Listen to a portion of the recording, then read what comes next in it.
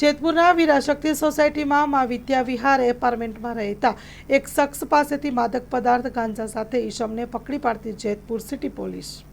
વીરાશક્તિ સોસાયટીમાં વિદ્યા વિહાર એપાર્ટમેન્ટમાં block number 3માં માદક પદાર્થના ગાંજો રાખેલ હોવાની બાતમીના આધારે પોલીસે ગાંજાનો જથ્થો પકડી પાડ્યો છે।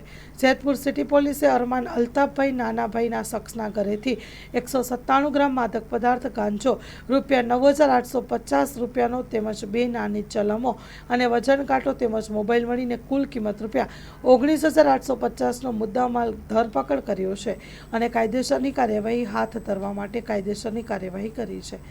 Story report by Rakesh Pithadiya, Jetpur. પેઢીઓની પ્રીત જ્યાં વિશ્વાસનું છે નામ, કલા અને સંસ્કારનું ગૌરવ બનતું આધાર। 5મી પેઢીના વારસામાં ઝળકે સોનાની શાન, મોક્ષા એટલે અંતરની શ્રદ્ધા અને સાચું સન્માન।